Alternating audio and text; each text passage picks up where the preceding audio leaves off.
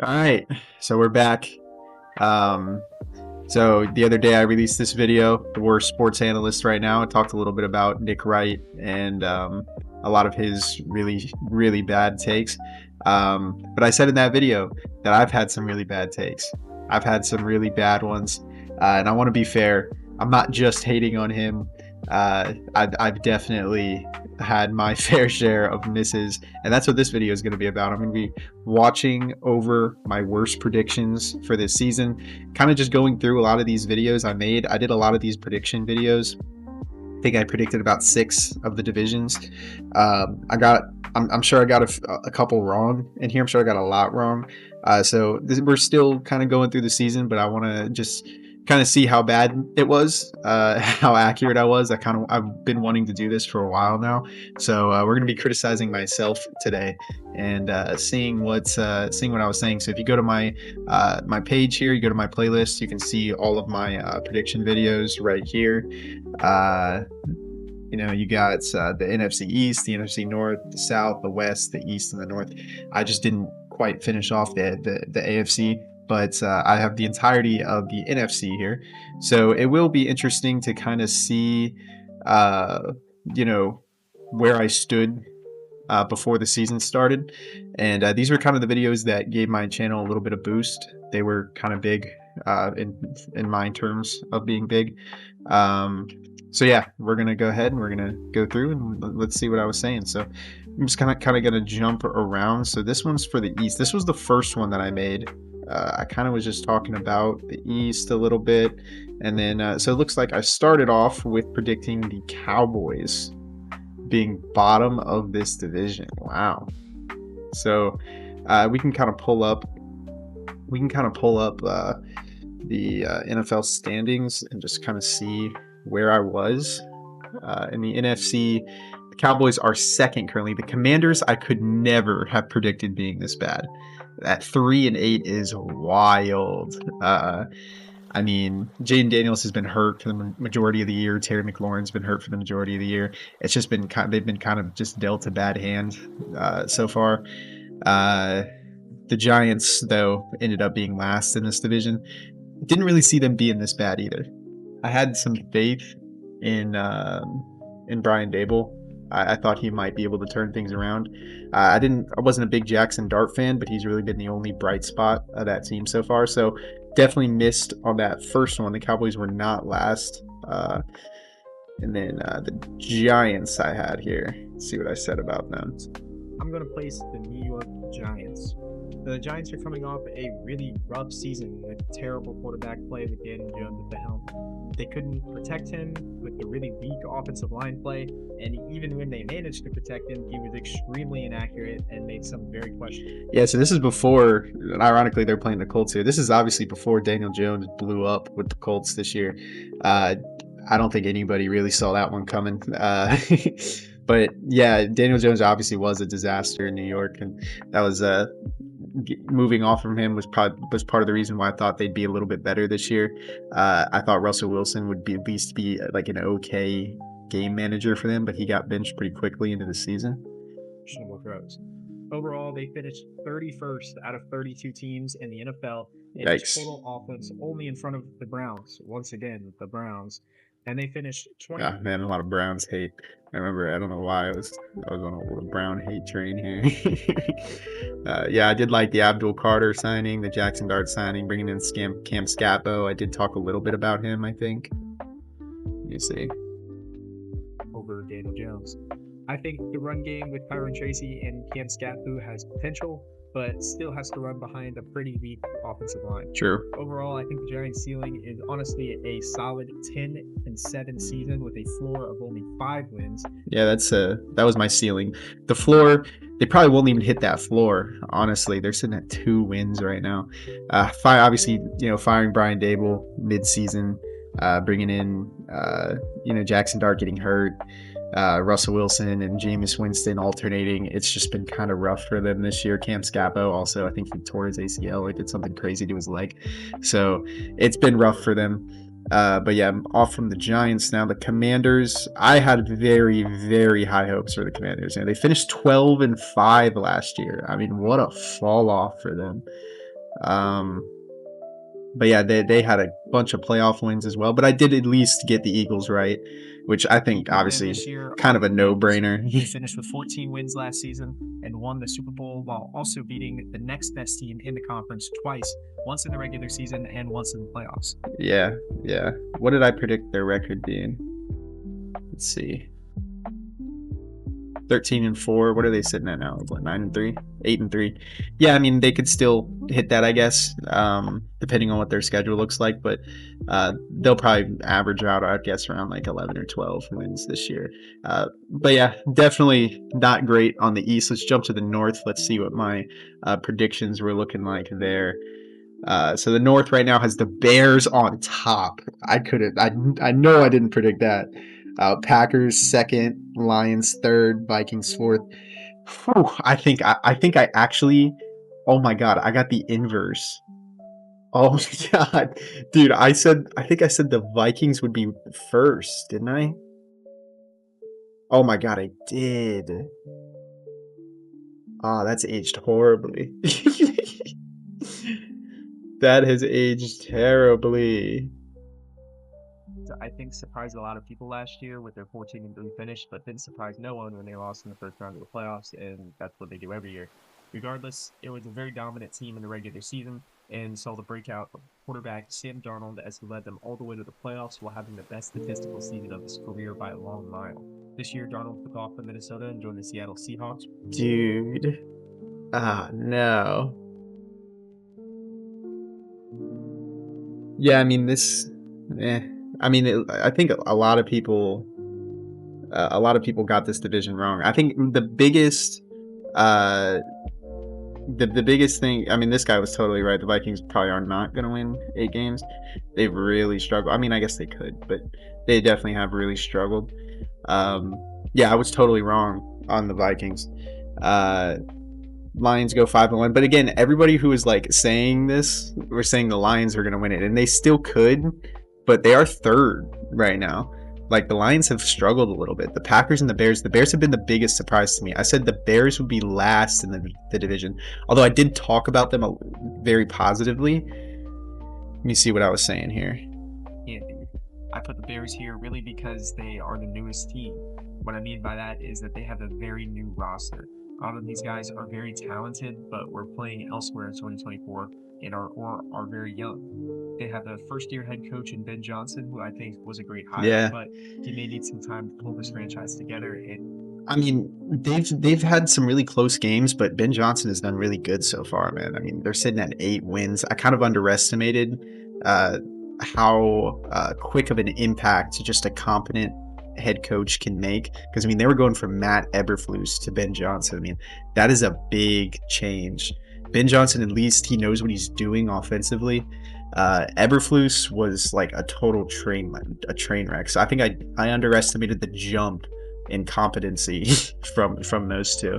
And it all might not happen in 1 year. They made big offseason moves to revamp their offensive line by trading for Joe Thuney, one of the best guards in the game, signing Jonah Jackson, who, when healthy, is a very solid guard, and Drew Dalman from Atlanta, who was a very solid center for them last year. The O-line is much better this year. I mean, Caleb Williams still, pressured a decent amount, but the O-line has gotten much, much better this year. But yeah, I mean, I was pretty positive on the Bears. I think I had their ceiling pretty high. Yeah, I had them at an 11-6 ceiling. I had them actually at 9-8 on the year, but right now they're sitting at 8-3. But yeah, I had them at 11-6. I think that's a very possible record for them, honestly. And then the Packers, I had them at 3rd place. And what did I have them finishing with? 11-6, still a possibility.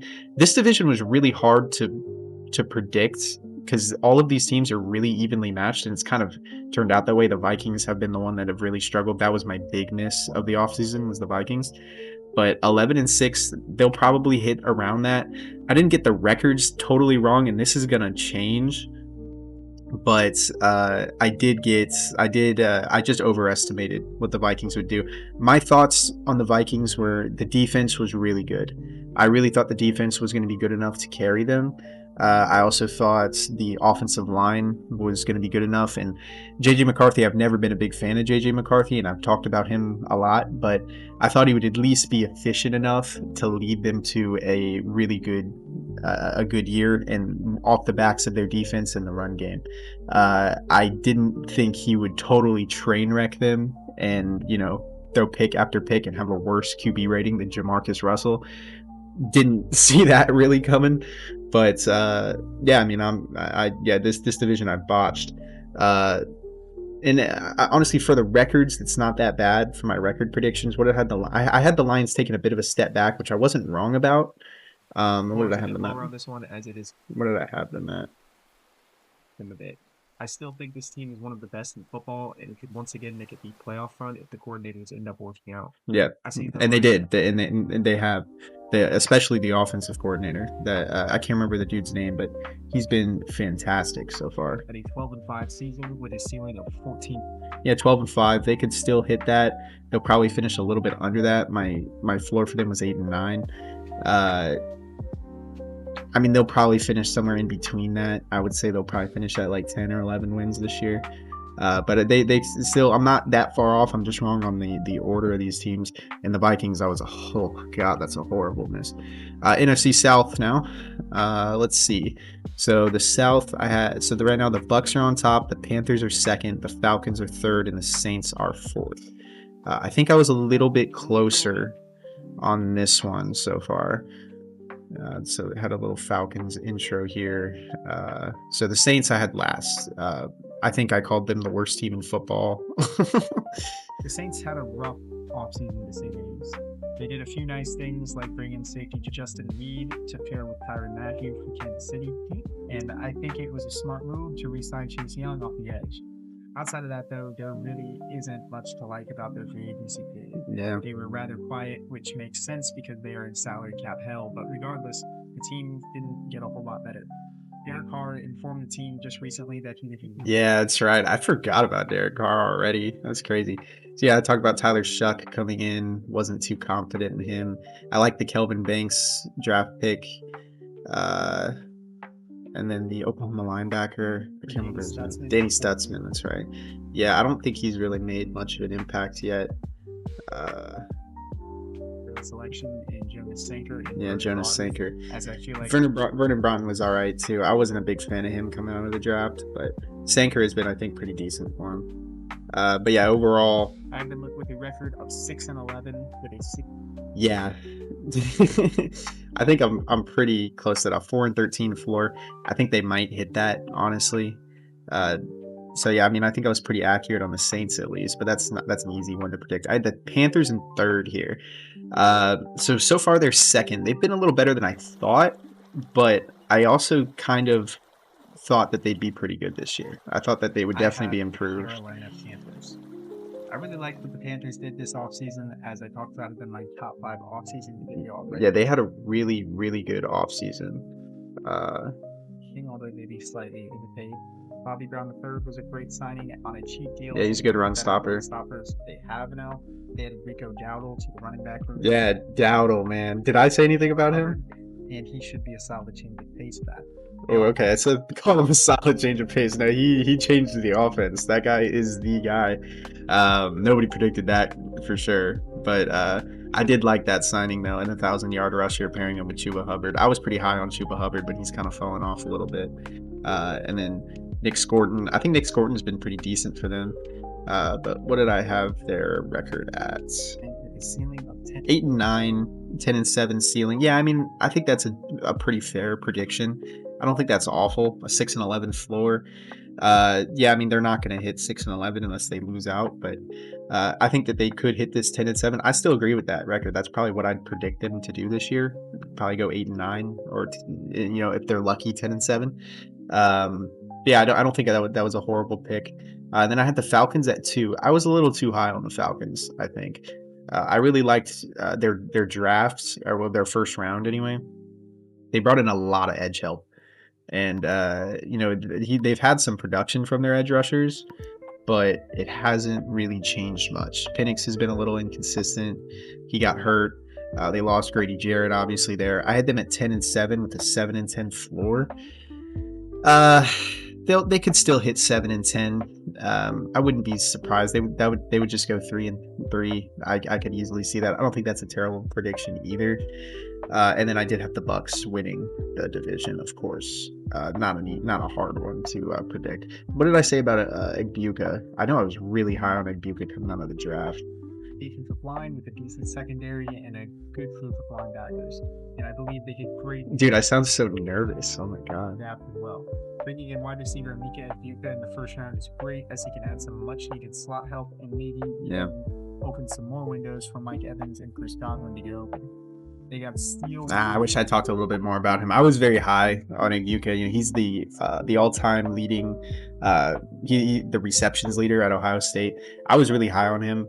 I didn't maybe expect him to have the impact he had right away. I kind of thought he'd be, like I said, more of a reserved role. But, you know, Evans got hurt. Godwin has been dealing with an injury. And so he's really had to step up, and he's been fantastic for them. What did I have the Bucks at? 11-6, 13-4. Yeah, they'll probably hit 11-6. Well, nah, they'd have to win out. They'll probably be around like 10-7, 9-8 maybe. But yeah, again, I don't think I was terrible in that division. Let's go to the West. I remember saying the Rams were going to win this one, and I had a lot of people disagreeing with me for some reason. I was pretty high on the Cardinals too. Probably shouldn't have been. Yeah, the Niners I was pretty low on as well, I think. And I mean, they're at 8-4. This division's been much better than I anticipated. I think I had the Niners last. Yeah, I did have the Niners last. I don't know. There were a lot of reasons why. They had a really, really shitty offseason. Like a really, really bad offseason, man. And I think I talked about it a little bit. There's 11 of which made starts for them last year, and a few were key pieces. Here's a list of everything. Yeah, I mean, there were 11 players they lost that made starts for them last year. I mean, that's rough. And then here's a list of signings they made to replace the departures. As you can see, there's a bit of an imbalance here, not only in quantity of players, but in quality, as none of these signings are upgrades and most are downgrades at their positions. The biggest splash in free agency was signing tight end Luke Farrell to a $20 million deal. Yeah, I think I kind of underestimated, I guess, the core of this team. And then somebody made a good point here too, the Niners schedule. Yeah, the Niners schedule. They had a very easy schedule going into the year. This trade meant nothing. This signing meant nothing. There's no point even bringing this up. They had no offseason they had this whole debacle with Joey Bosa. They released Leonard Floyd thinking they were going to get Joey Bosa, and he flipped on them to the Bills last second. I liked Mykel Williams, but what did I have them sitting at? I had them at 8-9. Yeah, they've already hit 8 wins, so that one's bad. And the Cardinals have been so bad. That's another miss. That's like the Vikings miss. That's really bad. So yeah, let's go to the Cardinals. I really, really, really liked Will Johnson. If he could stay healthy, which I think he has been healthy for the majority of the year, he's been good. Like, he could easily be their CB1 going forward if he could just stay healthy. And he's been really, really good for them. And then this was, I think... the third round wasn't bad value. Oh, yeah, the edge. Oh, what was his name, dude? Elijah... No, not Elijah Rushing. That's their current guy. Solid Nick corner in the NFL. Yeah, I liked... what's his name? Denzel Burke, too. I like the Walter Nolan pick. Yeah, Walter Nolan. And getting Jordan Burks in the third round wasn't bad. Jordan Burks? I don't know why I don't remember that guy. I really don't know why I don't remember that guy. Okay. So yeah, the Cardinals at what? Record of 9-8 with a ceiling of 9-8. Yikes. Yeah. They're probably not even going to hit that floor. They've been really bad. Yeah, I mean, you know, some people made a good point that they're just kind of the Cardinals, and they're gonna struggle regardless of what they have on their team. Yeah, they've been bad. I thought Gannon would at least figure things out a little bit and get them to play at a competent level to where they can at least finish third. But yeah, I overestimated the Cardinals for sure. I mean, the roster really isn't bad. It's just they just haven't been able to put it together. I have the Seahawks in second, which I've gotten right so far. I liked Darnold going into the year. I mentioned Cooper Kupp, Triple Crown. He hasn't really done anything. But in Jigba, though, I think I was pretty high on Jigba. Jackson Smith and Jigba on top of a solid running game and an offensive newly emerging and breaking out. Jackson Smith and Jigba on top of a solid. I mean, I didn't really say much about him, but he definitely, he might be. He's one of the best receivers in football now. I mean, without a doubt. I mean, he's got 1,300 receiving yards. He's on pace to break the receiving yards record. Definitely, he's been a big reason for their success. The Seahawks have been really good. I liked a lot of their draft too. They had the first round was Gray Zabel, who's been really good for them. They signed DeMarcus Lawrence, and then they got the safety here. Yeah, Nick Emanwari, that's right. Yeah, Emanwari was a big draft story.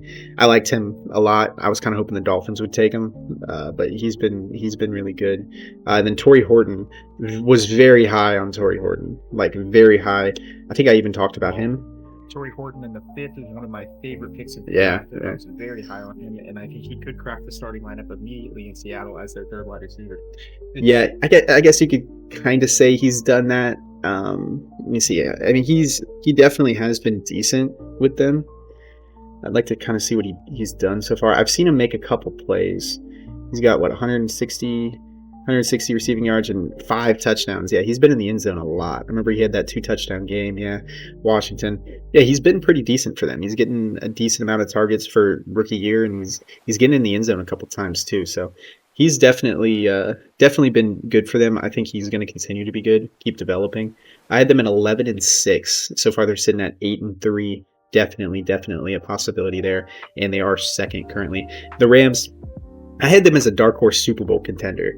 And that, I think, has aged pretty well. The Rams look fantastic. Like, they look really, really good. And I think he even said Stafford would continue to be good. Matthew Stafford. Yeah. The Rams finished 10-7. Again, didn't really say much about him, but yeah, I definitely did like the Rams going into this year. I wasn't in on the Matthew Stafford is washed talks. I knew he still had a little bit left in him, and he's leading for the MVP right now. Absolutely deserved. I hope he wins it. What else did I say about? Oh yeah, they're thriller with Philly. So yeah, I mean that was pretty good. I had their record at what? Come on, 11-6, 13-4 ceiling. They'll probably pass that 11-6. They might hit their ceiling that I gave them. So let's go to the AFC East, my division right here. This is my favorite team, the Dolphins here. I know I over-predicted the Dolphins. I was talking about Nick Wright and his biases. I was very biased toward the Miami Dolphins, I have to admit. It was kind of bad. I only did 2 divisions here, so yeah, I didn't think this would happen, them leading the division. I just thought the Bills would take it again, which it looks like they're not. But going into the year, I obviously had the Jets last place. That's just a solid bet every year. If you wanna get a prediction right, just say the Jets are gonna finish last in the AFC East, and you'll get it right.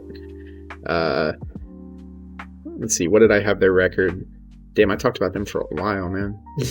What is there to talk about? Aaron Rodgers. I really didn't like the Aaron Glenn hire. What did I say here? Start right away. However, on the coaching side of things, I was not a fan of the Aaron Glenn hire, and I felt like there were better candidates to pursue. Glenn gave up over 50 points in an elimination game in the playoffs against the Commanders. Yeah, he did that. Yeah, they were. I don't know why that was like such a hyped up signing. They overall could be going downhill for them. I see them at a record of 6-11 with a ceiling of 10-7. 6-11. They're 2-10. Their floor is 4-13. They might hit that floor. So yeah, that's a decent prediction. I had the Patriots in 3rd place here. Definitely should have had the Patriots over the Dolphins. This was me being biased, and I think I even said it here too. Jerod Mayo was their first-year head coach who got fired directly after the season, and they were forced to start their rookie quarterback who they wanted to have sit for the year and learn. the Patriots didn't have any high expectations in 2024, and they played to about what they were expected to. Yeah. The only bright spot from last year was rookie quarterback Drake May, who came onto the scene with really no supporting cast and performed really well considering the circumstances, Yeah, giving the Patriots something to build around and look forward to. Yeah, I mean, Drake May obviously has been MVP candidate level. I had them finishing at 8-9 with an 11-6 ceiling. Yeah, 8-9 and an 11-6 ceiling. They're gonna way surpass that. Like way surpass that. Could have never seen their rise coming. Drake May has been unbelievable. I was definitely very high on him, but I didn't think he'd be MVP caliber. The Dolphins. Yeah, I don't even really want to. If you want to see what I said, you can go watch it. But yeah, I don't. I had them at 10-7. That's not gonna happen. With a 12-5 ceiling and a 7-10 floor, they might hit their floor. I might get that right. But yeah, that's a rough one too. And then I had the Bills at 1. I think I was a little lower on the Bills. I wasn't like super high on them. I had them at 12-5. They could hit that, probably not. Their floor I had at 10-7. That's probably a little bit more realistic for them. And then the North. So the North, the Ravens are on top. Steelers are second. Bengals third. Browns fourth. This has been a really bad division, like a really bad division. The Ravens have been surprisingly really terrible. But it's Lamar got hurt, and so I had the Browns in last place, which I think is pretty fair. I had them sitting at what?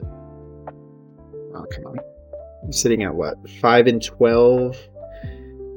Yeah, they could easily go 5-12. I could see that. I might get that exact one right. They're ceiling at 8-9. Yeah, I was very low on the Browns.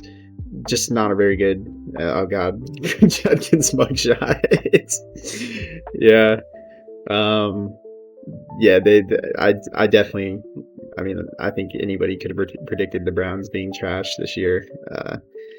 Going on to the Bengals. The Bengals I had pretty low as well. I had them at I had them at 10-7 on the year. With Burrow coming back, they might be able to finish like 6-11. But that was my floor for them. So Burrow getting hurt, Higgins getting hurt. There's just a lot of fall offs there. The defense still sucks. I just thought Burrow and Chase and Higgins, if they were to stay completely healthy, this would be a realistic record for them because they've done it before. But I think I said in the video too that if they don't stay healthy, 6-11 floor, and that's kind of what we're looking at now. So far I have that, and then I have the Steelers. So I've gotten this one perfect, at least the only one. I had them at 11-6 on the year with Aaron Rodgers. Probably aren't going to hit that. Definitely not going to hit their ceiling either. I had them in a 7-10 floor. They'll probably go somewhere in between that. I would guess probably like 9-ish wins, maybe 10. But yeah, I mean that's about what Mike Tomlin does every year. 9-8 wild card exit, baby. That's what you cheer for if you're a Steelers fan. And then the Ravens, I was way too high on the Ravens for sure. 13-4 with a 10-7 floor. They could hit 10-7. With Lamar now back at least. Definitely not going 15-2. I was way too high on the Ravens, like way too high. I had them to win the Super Bowl too. They were my Super Bowl pick. That's not going to happen. That defense has been horrible. They are on a 5-game win streak though, thanks to Lamar Jackson coming back. But they could still figure things out. Maybe win out if they're lucky. But yeah. That was it. I don't know. I don't think it was awful. I had some really bad, like when I missed bad. But I do think for the most part, I was in the right ballpark for the majority of the teams. But there were a couple outliers in there, like the Vikings and the Dolphins and even the Ravens, where it's like, whoa, like what are we doing here? But yeah, thanks for watching. See ya.